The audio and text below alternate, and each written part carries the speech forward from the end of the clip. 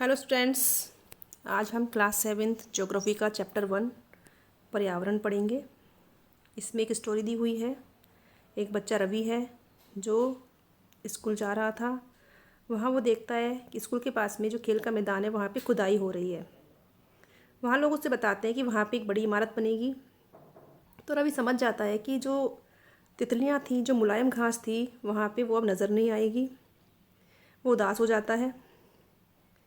और सुबह उनके जो स्कूल के प्रिंसिपल होते हैं वो भी बताते हैं कि देखो कैसे हमारा जो पर्यावरण है बदल रहा है। तो रवि अपनी क्लास में जाता है, टीचर से पूछता है पर्यावरण क्या है। तो टीचर उन्हें बताते हैं जो कुछ भी आप अपने आसपास देखते हो वो पर्यावरण है। तो रवि कहता है तो स्कूल की जो बिल्डिंग है, मेज है, क्लास में जो चेयर्स हैं, या फिर सड़क, कूड़ा करकट, मेरे दोस्त, क्या ये सभी पर्यावरण के अंग हैं? टीचर कहते हैं हाँ। फिर वो उन्हें बताते हैं कि जो ये पर्यावरण है इसमें कुछ वस्तुओं का निर्माण तो प्रकृति ने किया है, जैसे पर्वत, नदियाँ, पेड़, प्राणी, जबकि कुछ का निर्माण मानव ने किया है, जैसे सड़क, कार, कपड़े, किताबें। अब यहाँ पे आपको पर्यावरण के घटक दिखाए गए हैं। तो पर्यावरण के 3 घटक हैं, प्राकृतिक, मानव निर्मित और मानव। प्राकृतिक में आपका जैवमंडल, स्थलमंडल, वायुमंडल और जलमंडल है। मानव निर्मित में जो भी मानव ने बनाई हैं वो सब चीज़ें हैं, इमारतें, पुल, सड़क, स्मारक, उद्योग। और मानव खुद भी पर्यावरण का एक घटक है। वो एक व्यक्ति के रूप में, परिवार के रूप में, समुदाय के रूप में, धर्म, राजनीतिक स्थिति, आर्थिक और शैक्षिक, ये सभी पर्यावरण में आती हैं। तो बच्चों, पर्यावरण किसे कहते हैं? तो आपको समझ में आ गया होगा कि जीवित प्राणी के चारों ओर पाए जाने वाले लोग, स्थान, वस्तु और प्रकृति को पर्यावरण कहते हैं। कहने का मतलब आपके चारों तरफ जो कुछ भी मिलता है वो सब आपका पर्यावरण है। ये जो पर्यावरण है ये प्राकृतिक और मानव निर्मित दोनों का मिक्सचर है। जो प्राकृतिक पर्यावरण है उसे हम 2 भागों में बांट सकते हैं, जैव और अजैव। जैव में सभी जो सजीव प्राणी हैं, चाहे पादप हो चाहे जंतु हो, और अजैव में सारे निर्जीव पदार्थ आते हैं।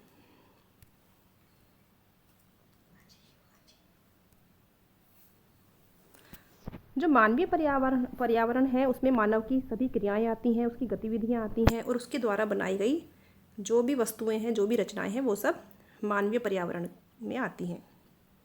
अब हम प्राकृतिक पर्यावरण के बारे में जानेंगे।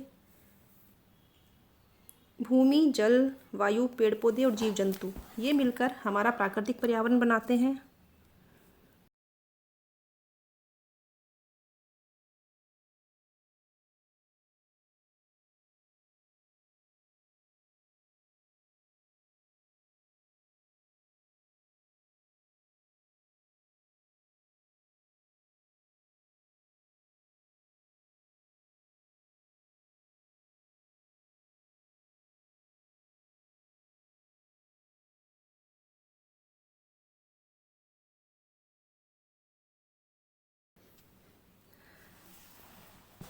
तो भूमि, जल, वायु, पेड़ पौधे और जीव जंतु, ये मिलकर हमारा प्राकृतिक पर्यावरण बनाते हैं।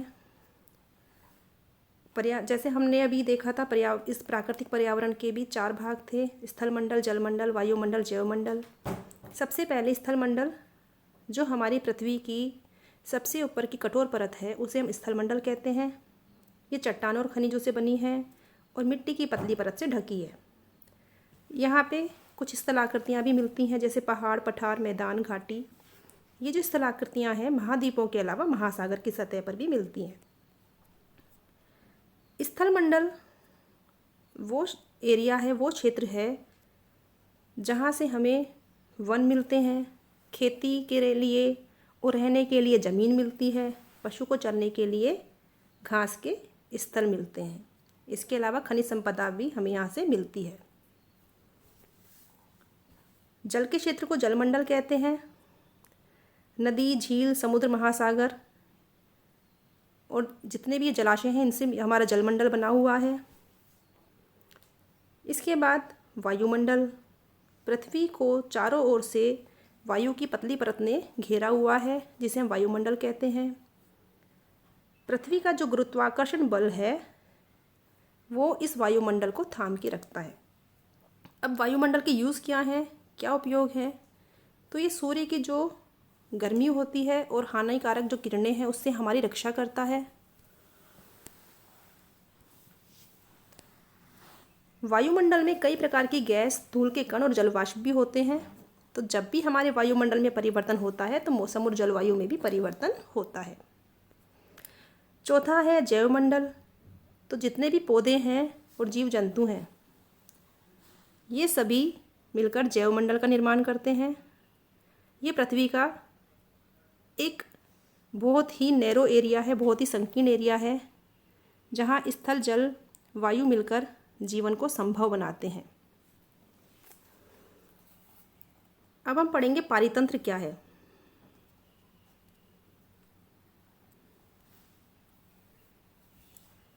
सभी पेड़ पौधे और जीव जंतु और मानव अपने आसपास के पर्यावरण पर आश्रित होते हैं। आप अपने आप का एग्जाम्पल ले लीजिए, आप भी अपने पर्यावरण पर आश्रित हैं। हम एक दूसरे पर भी आश्रित होते हैं और पर्यावरण पर भी आश्रित होते हैं। तो जीवधारियों का एक दूसरे पर और आसपास के पर्यावरण के बीच में जो संबंध होता है वही पारितंत्र का निर्माण करता है। अब ये जो पारितंत्र है वो किसी भी जगह का हो सकता है, चाहे वो घास स्थल हो, रेगिस्तान हो, पर्वत हो, झील हो या छोटा सा ताल हो, सबका अपना एक पारितंत्र हो सकता है। अब प्राकृतिक पर्यावरण के बाद में दूसरा हमें पढ़ना है मानवीय पर्यावरण।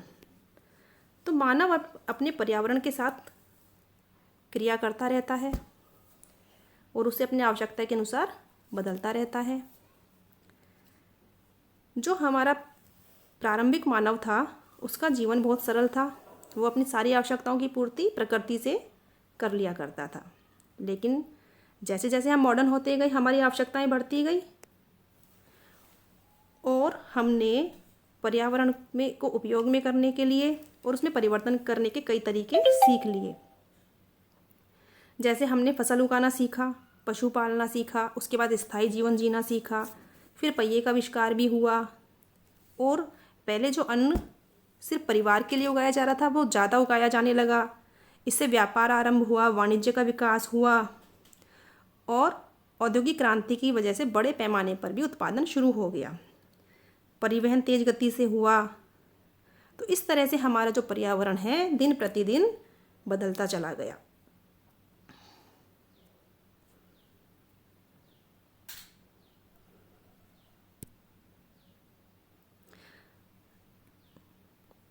तो इस तरह से हमारे चैप्टर आज पूरा होता है। लेकिन साथ में हमें एक चीज़ ज़रूर सीखनी है कि हमें प्राकृतिक और मानवीय पर्यावरण के बीच में अब संतुलन बनाए रखना है।